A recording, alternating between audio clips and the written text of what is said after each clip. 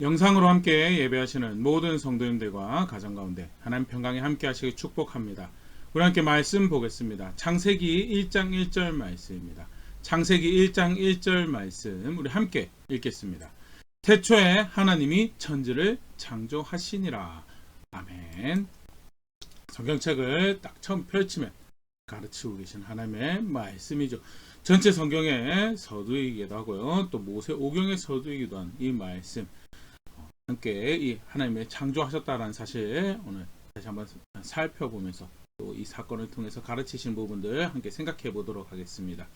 성경은 하나님 말씀, 하나님께서 하나님께 백성에게 말씀을 주시면서 첫 번째 첫 장면에 그것을 가르치고 계십니다. 하나님께서 천지를 창조하셨다. 다시 오늘 요절 말씀 보면 태초에 하나님이 천지를 창조하시니라. 세상이 시작할 때 어떻게 시작한 줄 아느냐? 하나님이 세상을 만드시는 것으로 시작되었다라고 하면서 하나님이 시작하신 세상이고 하나님은 세상이 시작하기도 전에 존재하신 놀랍고 초월적 위대하신 분이신 것을 분명히 확인을 하고 있죠. 더불어서 그 다음에 2절 보면요, 그 하나님께서 만드실 세상을 만드실 그 당시에는 이런 모습이었다라고 소개를 하고 있습니다. 그 땅이 혼돈하고 공허하며 흑암이 깊음 위에 있고 하나님의 영은 수면 위에 운행하시니라. 창조하시기 전에 이 창조하실 그 당시의 상황인데 땅이라는 것이 묘사가 되어져 있고 또 깊음 위에 있다라고 하면서 어떤 그 다음 표현도 그렇죠. 수면 위에 운행하신다. 어떤 물이 있었던 정황들이 펼쳐지는데요.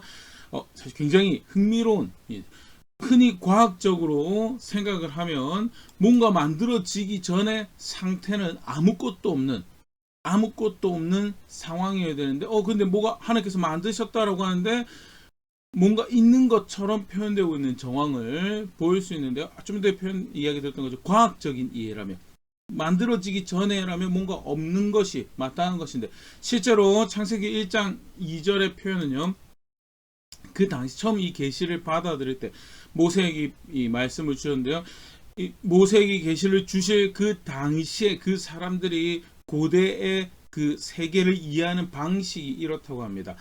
무질서하고 공허한 상태, 그것을 가장 잘 보여주는 물체 요소로 고대인들이 생각했던 것이 바다, 물이라고 이렇게 알려져 있는데요. 그러니까 그 땅이 혼돈하고 공허하며 흑암이 깊음 위에 있다라는 이 표현을 우리식으로 좀 더 다르게 표현하면 과학적인 표현으로 표현하면 그때는 아무것도 없었습니다라는 표현이고, 그러나 그 당시 계시를 받아들이던 사람들 입장에서는 이것이 사실 없다라는 것, 창조라는 것이 질서를 가지고 오는 것이고 그 존재의 의미를 가져오는 행위라고 이해했었기 때문에 그 당시 사람들에게 메시지를 전하면서 하나님께서 표현하셨던 방식이 땅이 혼돈하고 공허하며 깊음이 있었다라는 표현, 무에서 유를 창조하시는 그런 정황을 표현하는 방식. 사실 이 바다를 무질서함과 또는 문제의 어떤 요소로 여기는 이런 이 표현, 이 상징적인 표현을 성경 또 다른 장면에서 읽을 수가 있는데, 요한계시록 21장 1절 말씀 보면요, 또 내가 새 하늘과 새 땅을 보니 처음 하늘과 처음 땅이 없어졌고 바다도 다시 있지 않더라 하면서 하늘, 소위 말하는 하나님 나라가 만들어졌는데, 하나님 나라가 이제 요한의 눈에 보여졌는데 처음 하늘 처음 땅이 없어졌고 그러고 나서 바다도 없더라라는 표현으로 그 상황을 묘사하고 있는데요. 학자들이 이야기할 때 진짜 물리적인 바다가 없는 그 경우도 될 수 있겠지만 상징적인 의미에서 아까도 얘기했던 고대 이 중동의 이 이스라엘 중심으로 해서 그 지역에 사는 사람들이 생각했던 이 유형 중에 하나가 바다라는 것이, 깊은 물이라는 것이 무질서하고 문제를 야기하는 존재로 그렇게 이해를 했었고요. 하나님께서 만드신 하나님 나라는 처음 하늘과 처음 땅이 없어지고 만드신 하나님 나라는 더 이상 그런 문제나 무질서함이 존재하지 않는 곳이다라는 그런 문학적 표현으로 학자들이 여기서 바다가, 요한계시록 21장에 바다가 없다라는 표현을 이해하는데, 그런 이해에서 창세기 1장 2절 볼 수 있으면 좋을 것 같고, 더불어서 여기서 우리 간접적인 힌트를 하나 얻을 수 있는 것이 창조기사가 창세기 1장에서부터 2장 3절까지 걸쳐서 기록된 이 창조 기사가 과학적인 기록이 아니라 문학적 기록이구나라는, 당시 계시를 받았던 사람들이 내용을 이해할 수 있는 표현들이, 쉽게 표현하면, 우리식으로 표현하면 우리가 지금 과학적 사실로 태양이 지구 주위를 도는 것이 아니고 지구가 태양 주위를 돌고 있다는 사실을 다 알고 있죠. 그럼에도 불구하고 문학적 표현에는 어떤 걸 쓰나요? 해가 동쪽에서 떠서 서쪽으로 진다라는 표현들을 지금도 씁니다. 그전에도 썼었고요. 그러면 그걸 틀렸다라고 하는가? 사실은 엄격하게 과학적 사실로 치면 틀렸다라고 이야기를 하죠. 그럼에도 불구하고 문학적 표현으로 다들 이해하고 사실 공감하고 공유하고 있는 이해이기 때문에 그걸 굳이 틀렸다라고 표현하지 않고 그것이 무엇을 의미하는지, 또 그것이 그렇게 전달하는 뉘앙스를 함께 느끼고 공유를 하죠. 성경도 마찬가지예요. 과학적 기록이 아니라 지금 이 장면에서 좀 전에도 봤던 창세기 1장 2절 장면에서 과학적 기록이 아니라 하나님께서 창조하셨다라는 사실을 그 처음 메시지를 받는 사람들에게 분명히 확인하고 가르치시면서 동시에 그들에게 확인하고 있는 바가 있다. 그래서 처음 만들었을 때 세상이 이렇게 과학적으로 설계되어지고 만들어집니다라는 것을 이야기하는 책이 그런 목적으로 기록된 책이 아니다라는 것 꼭 기억할 수 있으면 좋을 것 같고요. 더불어서 1장 2절에서 봤던 혼돈하고 공허하고 기품 위에 있더라라는 이 표현 자체는 우리식으로 치면 아무것도 없더라라는 것을 의미하는 거다라는 것. 시적에서 하나님의 창조는 무에서 유를 창조하신 것으로 성경 그렇게 가르치고 있다라는 거 같이 읽을 수 있으면 좋을 것 같습니다. 이렇게 해서 세상 시작에 하나님께서 세상을 창조하셨습니다라는 일종의 서론격 표현이 지나가고 난 다음 구체적으로 어떻게 세상을 창조하셨는지가 창세기 1장 3절부터 기록이 되어 있는데요. 계속 보면요. 창세기 1장 3절부터입니다. 하나님이 이르시되 빛이 있으라 하시니 빛이 있었고 그 빛이 하나님 보시기에 좋았더라. 하나님이 빛과 어둠을 나누사 하나님이 빛을 낮이라 부르시고 어둠을 밤이라 부르시니라. 저녁이 되고 아침이 되는 이는 첫째 날이니라. 사실 이 표현도 굉장히 흥미롭죠.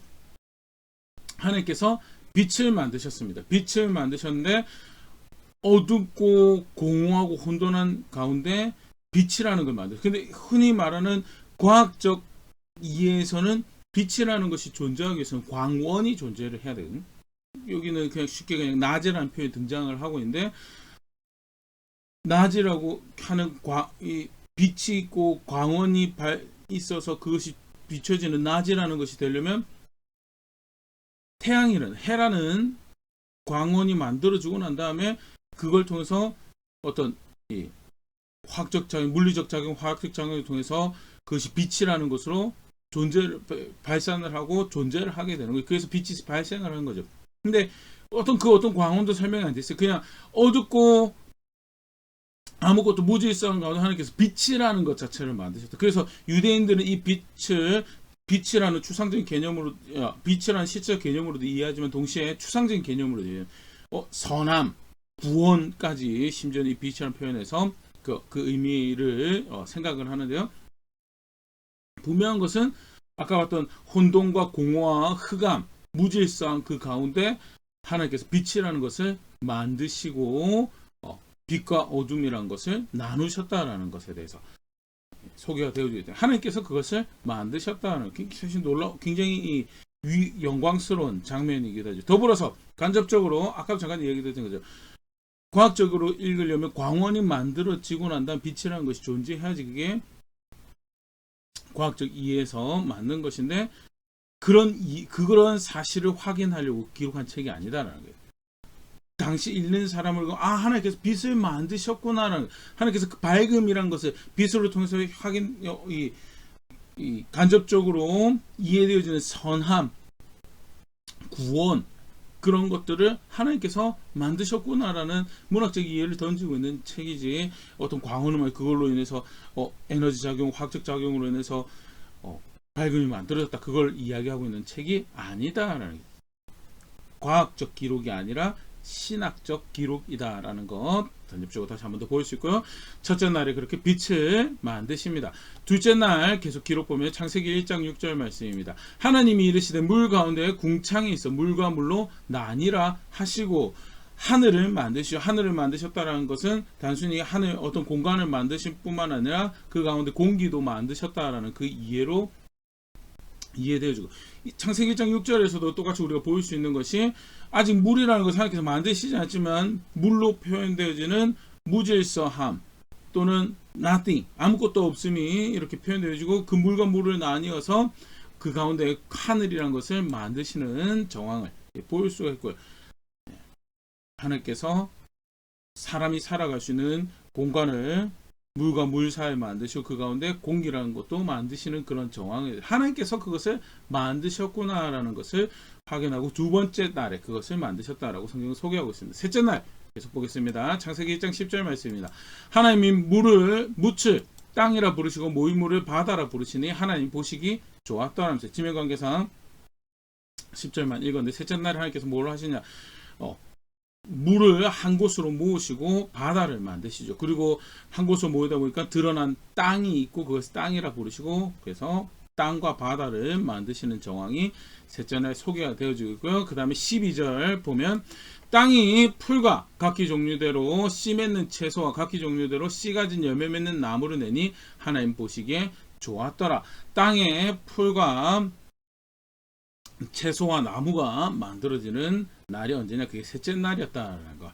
계속 보겠습니다. 넷째 날 창세기 1장 14절입니다. 하나님이 이르시되 하늘의 궁창에 광명체들이 있어 낮과 밤을 나누게 하고 그것들로 징조와 계절과 날과 해를 이루게 하라면서 해와 달과 별을 만드시는 날이 넷째 날로 그렇게 소개가 되어 있는데, 사실 이 말씀도 굉장히 흥미로운 말씀이죠.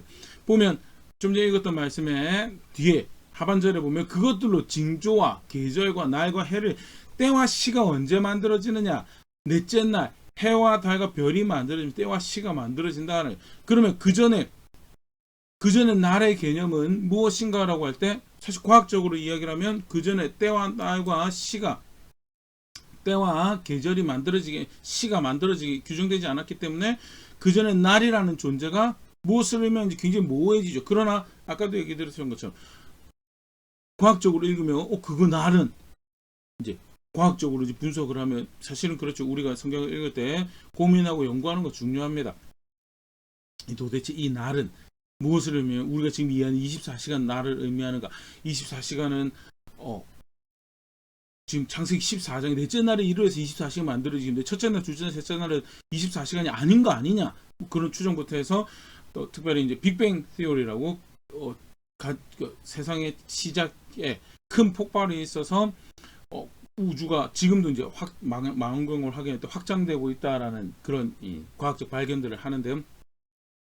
폭발 이후에 지금까지 확장되고 있다는, 처음 폭발했을 때 그 폭발적인 에너지로 확장을 하면 그 당시에는 하루에 걸리는 시간이 몇십억 년이 된다라고 그렇게 이야기를 합니다. 과학자들이.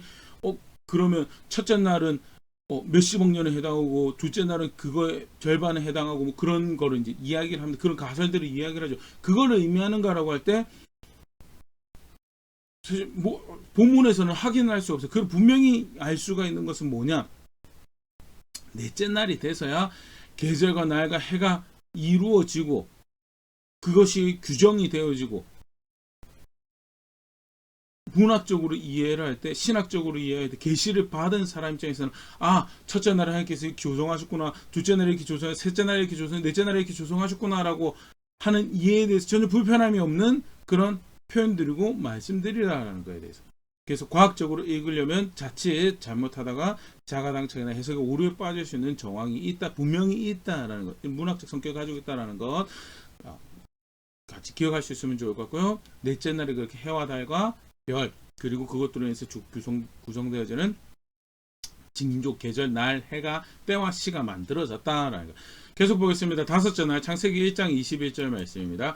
하나님이 큰 바다 짐승들과 물에서 번성하여 움직이는 모든 생물을 그 종류대로, 날개 있는 모든 새를 그 종류대로 창조하시니 하나님 보시기에 좋았더라. 바다의 생물과 공중의 새들을 만드셨던 날이 다섯째 날이다라고 소개되어 있고요. 창세기 1장 25절 하나님이 땅의 짐승을 그 종류대로, 가축을 그 종류대로, 땅에 기는 모든 것을 그 종류대로 만드시니 하나님 보시기에 좋았더라 하면서 다섯째 날에 바다와 공중의 바다의 짐승과 공중의 새가 만들어졌다면 여섯째 날에는 땅의 짐승들이 만들어지고요. 마지막으로 창세기 1장 27절 하나님이 자기 형상 곧 하나님의 형상대로 사람을 창조하시되 남자와 여자를 창조하시고 사람이 만들어졌다. 하나님의 형상으로 창조한 사람이 만들어졌다라고 그렇게 소개를 하고 있습니다. 소위 과학적 이해로 치면 세상에 다 만들어졌네라고 생각을 할 수 있는데요. 성경에 특별히 창세기 1장에서 기록하고 있는 창조 기사는요, 여기서 마무리되어지고 있지 않습니다. 마무리가 무엇이냐? 마무리가 어떤 사건으로 마무리되어지고 있는가? 창세기 2장 2절 3절 말씀입니다. 하나님이 그가 하시던 일을 일곱째 날에 마치시니 그가 하시던 모든 일을 일곱째 날에 안식하시니라. 하나님이 그 일곱째 날을 복되게 하사 거룩하게 하셨으니 이는 하나님이 그 창조하시며 만드시던 모든 일을 마치시고 그날에 안식하셨음이니라. 창세기 기록된 창조기사는요, 우리가 장으로 구분하는 것이 좀 익숙해져서 그러는데요. 실제로는 학자들은 1장 1절서부터 창세기 2장 3절까지가 한 덩어리 창조기사에 대한 기록이다라고 그렇게 이야기를 합니다. 그리고 그 창조기사는요, 여섯째 날에 사람을 만드시는 것으로 끝나는 것이 아니라 일곱째 날에 그 창조 사역을 마치시고 안식하고 그날을 특별하게 거룩하게 구별하시고 복되게 하시고 그날에 안식하셨다라는 기록으로 마무리되어지고 있다라는 것. 굉장히 중요한 이해죠. 좀 전에도 이야기 드렸던 것, 창조기 기록된 창조기사는 어떤 창조에 관련한 과학적 사실을 전달하려고 하는 책이라기보다는 신학적 내용, 하나님이 이렇게 세상을 창조하셨다, 하나님께서 이렇게 세상을 시작하셨다라는 것을 가르쳐주기 위해서 기록하고 있는 책. 그래서 그 창조기사의 마무리가 뭐냐? 하나님이 안식하셨다라는 것으로 마무리되어지고 있다는 사실, 분명히 기억할 수 있으면 좋을 것 같아요. 사실은 이 6일 동안 만드셨다라는 이 기록이 해석상의 이 고민이 많죠. 이 하루를 어떻게 읽어야 될 것인가에 대해서, 이 창조 과정에 대해서 어떻게 읽어야 될 것인가에 대해서. 근데 성경에 기록되는 하나님은요, 세상을 창조하기 위해서 6일이 필요하신 분이 아니시다라는 것. 사실 분명히 볼 수가 있습니다. 베드로서 3장 8절 말씀 보면요, 사랑하는 자들아, 주께는 하루가 천년 같고 천년이 하루 같다는 이 한 가지를 잊지 말라. 하나님은 어떤 분이시냐?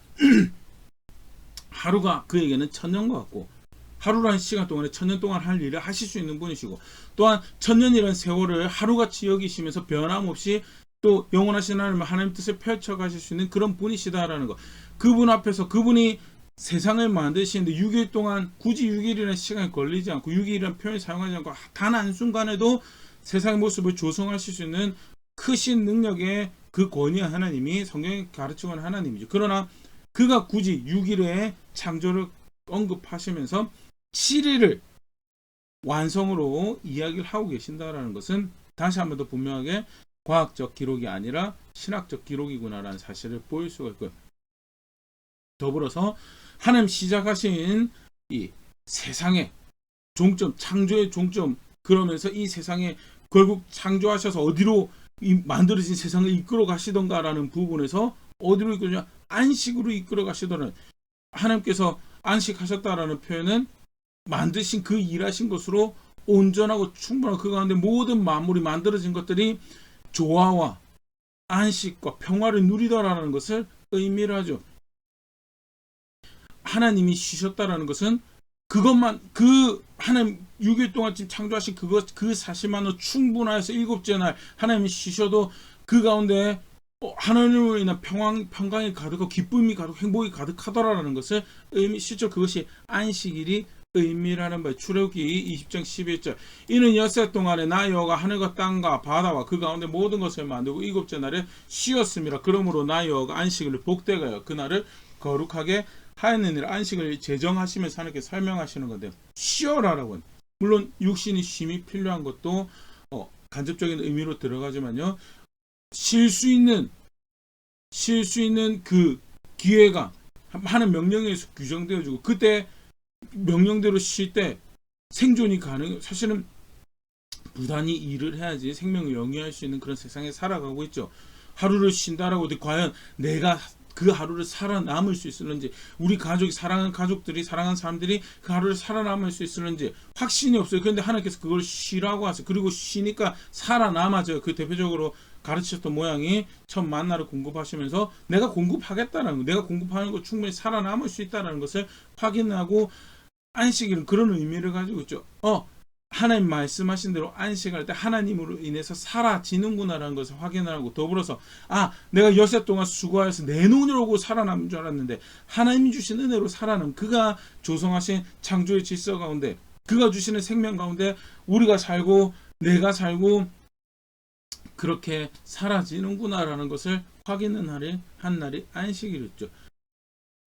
여세 동안 창조하십니다. 그리고 도달한 곳은 하나님으로 인해서 모든 것이 안식하고 평화롭고 조화 가운데 행복과 기쁨을, 풍성한 행복과, 토부란 표현이 등장을 하는데, 토부한 풍성함과 선함을 누리는 그런 자리로 도달하는, 그게 하나님 만드신, 하나님이 그 일을 하시는 분이시고, 명령대로 세상이 만들어졌을 때 그런 자리로 가더라라는 것.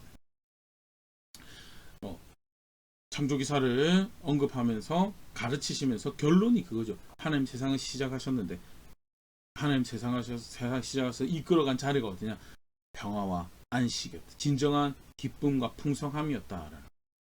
하나님이 하시는 일이 그러하다는, 그것을 계시로 주시기 위해서, 그것을 이 글을 받는 독자들이 확인하시기 위해서 신학적인 계시로, 문학적으로 표현되어진 말씀이 오늘 우리가 살펴보고 있는 창조기사다라는 그런 이 문학적 정황을 조금 더 그런 누앙스를 보일 수 있는 정황이요. 사실 창세기 7장에, 창세기 1장에 창조기사에 7이라는 숫자가 굉장히 반복해서 많이 사용되어지는 정황을 사실 보일 수 있습니다. 1절, 우리 좀 오늘 여자 말씀을 읽었던 말씀이죠. 태초에 하나님이 천지를 창조하시는, 히브리 단어로 이 1절이 총 몇 개의 단어로 구성되어 있는가? 7개의 단어로 구성되어 있더라라는 거. 2절은 그 7이 두 번이 사용된 14개의 단어로 사용되어지고 있다. 결론에 해당하는 창세기 2장 1절에서 3절은 35개, 7이 5번 사용된 단어의 개수, 35개의 단어로 계속 7, 7, 7. 하나님이라는 단어가 몇 번이 사용되어지든가 35번 역시 사용되어, 7이 5번 사용된 35번으로 하나님의 이름이 언급되어 있고요.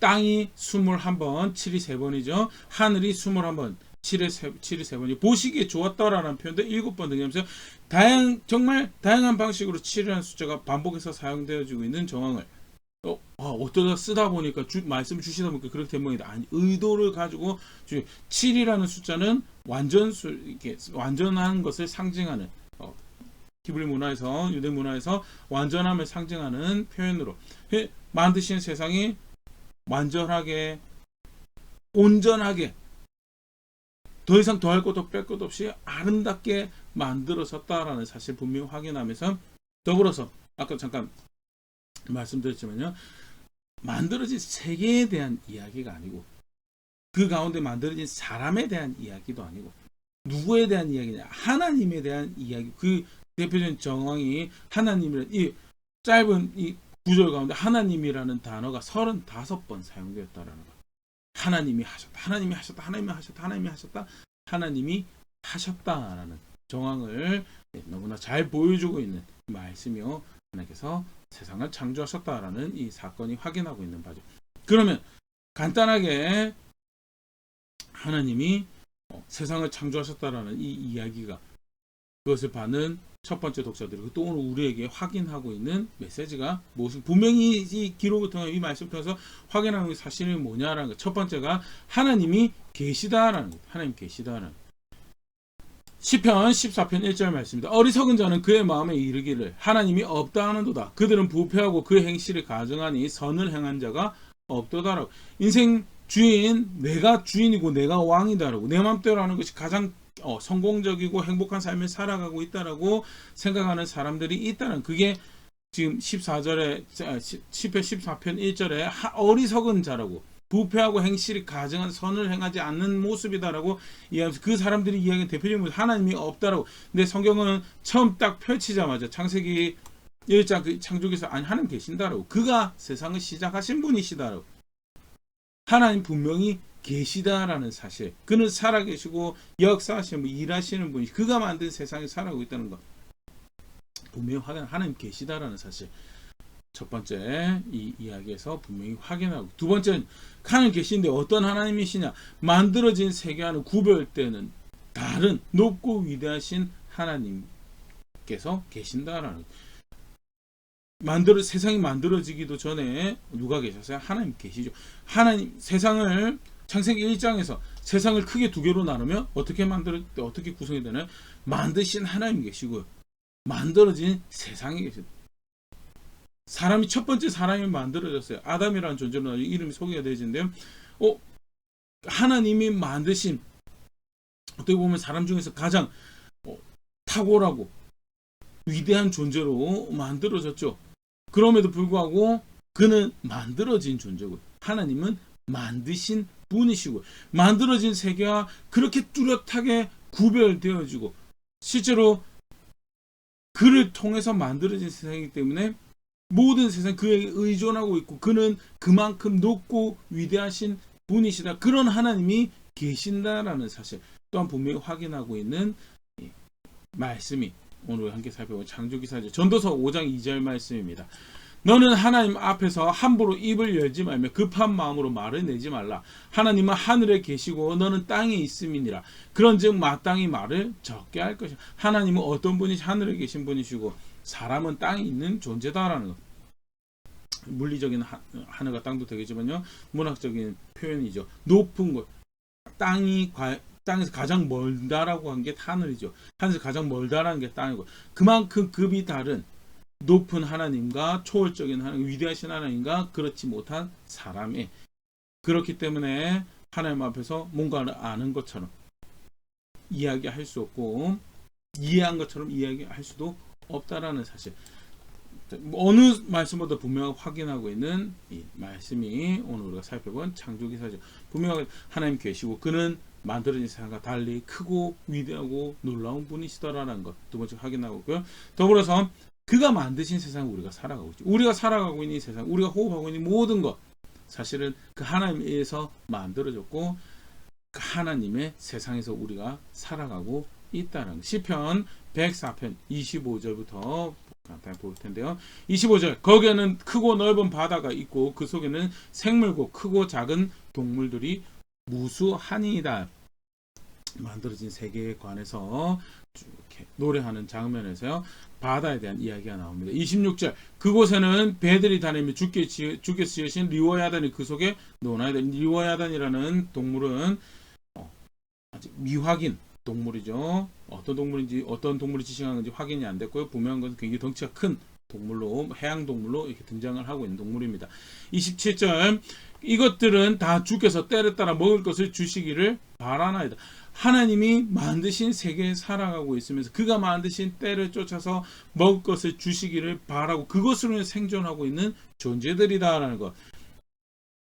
그게 하나님, 우리가 살고 있는 세상이고 하나님의 세상에 살아가고 있는 모습이지. 28절, 주께서 주신즉 그들이 받으며 주께서 손을 펴신즉 그들이 좋은 것으로 만족하다가 주께서 낯을 숨기신즉 그들이 떨고 주께서 그들의 호흡을 거두신즉 그들은 주고 먼지로 돌아가나이다. 그게 우리가 살고 있는 세상이죠. 그게 바다의 생물들만 그렇지 않죠. 땅에 살고 우리가 살고 있는 세상이 뭐예요? 하나님이 창조하신 세상이 하나님의 세상. 그래서 하나님이 공급하시는 것을 우리가 공급받는 것이고, 하나님이 공급하시는 힘으로 우리가 힘을 가지고 하나님께서 더 이상 허락하지 않으시면 모든 그것은 여기서 떨고 죽어서 먼지로 돌아가는 게 성경에 나온 표현이, 그 우리의 모습도 그런 거죠. 모든 것이 하나님께로부터 비롯되고 그 하나님 세상에 의존해서 살아가고 있는 것이 우리의 모습인 거에 대해서 우리가 생각하는 광원, 해와 달도 그렇고요. 그걸로 인해서 누리게 되는 빛도 그렇고 밝음도 그렇고 별도 그렇고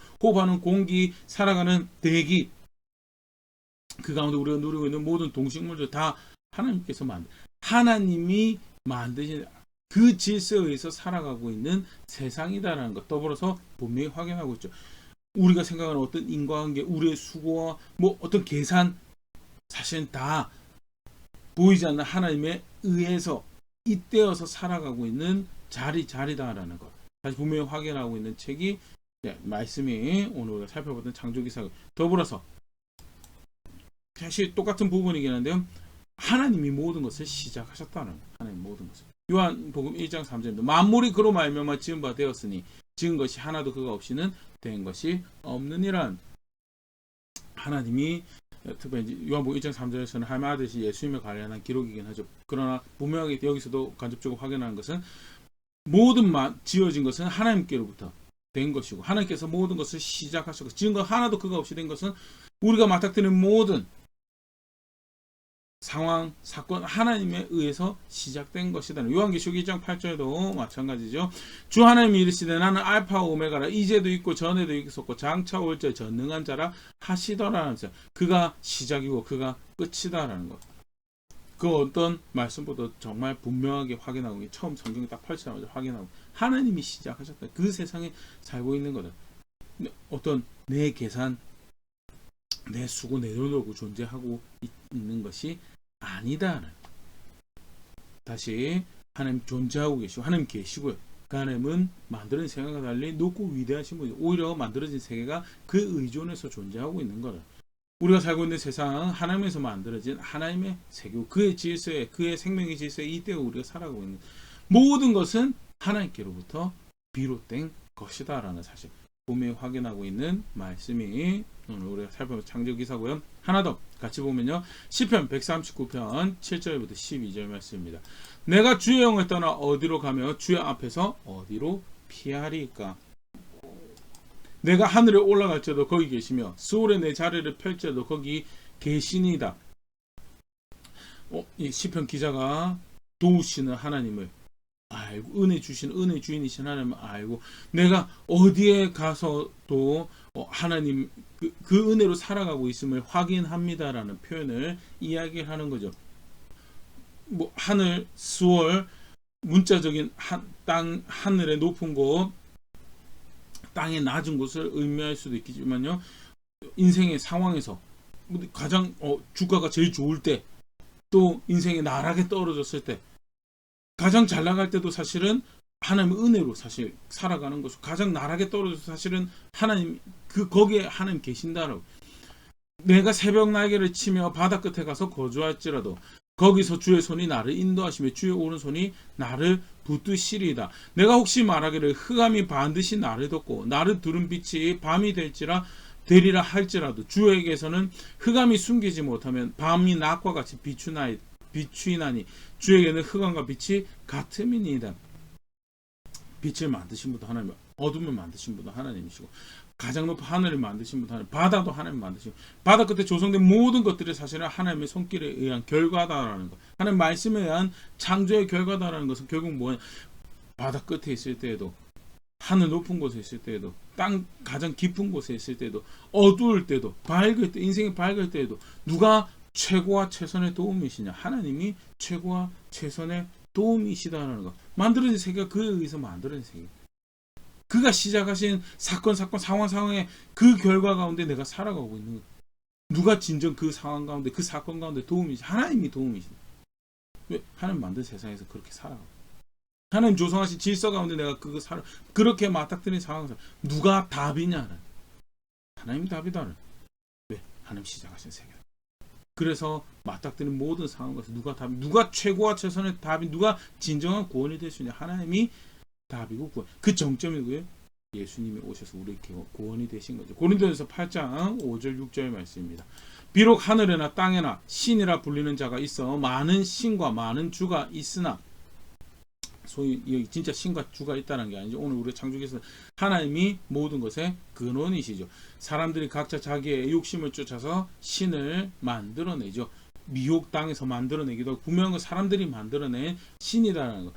그렇게 불려지는 많은 주가 있으나 6절 그러나 우리에게는 한 하나님 곧 아버지가 계시니 만물이 그에게서 났고 우리도 그를 위하여 있고 또한 한 주 예수 그리스도께서 계시니 만물이 그로 말미암아 만물이 그로 말미암고 우리도 그로 말미암아 있느니라.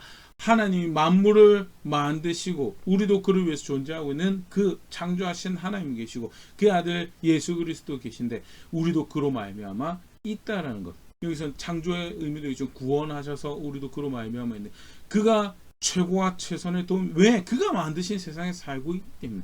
실제로 이 아들 예수 그리스도를 통해서 우리를 구원하신 그 사건을 통해서 그 사실을 분명히 확인하고, 그거는 단순히 그 당시에만 해당되는 것이 아니라 그가 만드신 세상 가운데 살아가고 있다는 사실이 이미 확인하고 예견한 거죠. 누가 진정한 구원이 될 수 있느냐? 만드신 그분이 진정한, 왜? 그가 만드신 세상에 살아가고 있다. 그게 사실은 안식일로 결론이 내어지는 창조기사에 또 처음에 이 계시를 받았는 모세 당시의 사람들에게 창조 하나님께서 만드신 세상에 살아가고 있는데 무엇이 진짜 도움이냐? 7일 6일 만에 창조하시고 7일째 모든 만물에 안식을 주신, 모든 만물에게 진정한 평화와 기쁨과 안식을 선물하신 그 하나님이 사실상 그가 도움이, 그가 구원이시다라는 것. 하나님 창조하셨다는 사실은 이 창조기사는 그 어떤 무엇보다도 그러한 사실을 분명히 확인을 하고 있고, 실제로 아들 예수님 보내주신 그 사실을 다시 그가 만드신 세상이 그가 진정한 구원이시구나라는 것을 확인을 하고 있죠. 더불어서 만들어진 세상이 무엇을 따라서 만들어서 그 안식에 도달하나요? 그 구원에 도달하나요? 말씀으로 만들어서 도달하고 있다는 사실. 또한 우리가 그 하나님을 안다라고 할 때 살아야 될 방식, 살아야 될 기준들을 분명히 확인을 하고 있는데요. 그런 신학적 이해와 메시지를 주시기 위해서 주신 가르침이 오늘 우리가 살펴본 창조 기사고요. 분명히 기억할 수 있으면 좋을 것 같습니다. 하나님 분명히 살아계시고, 하나님 분명히 계시고요. 우리가 살아가고 있는 세상은 그로 말미암은 세상. 그래서 그가 진정한 구원이고, 실제로 그렇게 해서 그를 구원으로 안다라고 할 때 무엇이 지침이고 무엇이 그 안식, 그 평화를 향한 방법인가? 말씀하신 대로 만들어지고 나니 그게 안식의 샬롬에 도착을, 진정한 쉼에 도착을 하더라라는 것. 내가 진정한 쉼을, 안식을, 답을 바란다라고 할 때 하는 말씀이 그 어느 상황, 하늘 끝에서도 바다 끝에서도 수월의 땅 끝에서도 어떤 어두운 상황에서도 그가 답이 되신다는 사실, 다시 한번 말씀과 분명히 확인할 수 있으면 좋을 것 같고요. 더불어서 말씀 앞에 정직하게 돌아볼 수 있으면 좋을 것 같습니다. 분명히 주인 되신 하나님 계십니다. 그리고 그가 제시하시는 살아가는, 이 만물이 조성되어지는 살아가는 생명의 질서가 존재를 하고 있고, 그럼에도 불구하고 애써 그가 없다라고 하는 그런 어리석음을 뱉어내더라. 우리가 계속 공부하겠지만요, 실제로 그런 일이 발생을 하죠. 그리고 그 후예들이 그런 일을 저질러 가죠. 정말 하늘 끝에, 하늘 위에 있을 때, 땅 밑에 있을 때, 바다 끝에 어둠에서도 만드신 하나님 계시고 그가 내 하나님 되신다는 사실을 알 때 우리는 감사할 분명한 제목들을 가지고 있음에도 불구하고 충분히 감사하기보다는, 충분히 감사하는 그 자세를, 그 뜻을 존중하고 살아가기보다는 그가 없는 이처럼, 분명히 존재하신다고 계신데 그런데 없는 이처럼, 또는 그런 존재가 되지 못한 것처럼 존중하지 않고 길을 걸어간다. 그게 어리석은 것, 그게 악한 것이고, 그 미련함, 그 성경이 분명히 규정하고 있는 모습입니다. 혹여 내 모습은, 내가 살아가는 방식이 그런 자세를 취하고 있지는 않는지 말씀을 정직하게 돌아볼 수 있으면 좋을 것 같고요. 성경을 처음 딱 펼쳐서 소개하고 있는 말씀이 얼마나 영광스러운 말씀인 것과 동시에 위로와, 그 하나님이 내 하나님이 되신다는 사실, 위로와 격려가 되신다는 귀에 격려가 되는 말씀인지 다시 한 번 더 오늘 상기하는 그런 시간 가질 수 있으면 좋고, 그것이 열정이 되고 도전이 돼서 걸음걸음 그 생명의 질서를 따라서 안식의 정점이자 종결이 되는 하나님의 여정들 계속해서 걸어가는 그런 제가 될 수 있으면 좋을 것, 그렇게 함께 성숙해져가는 교회 될 수 있으면 좋을 것 같습니다.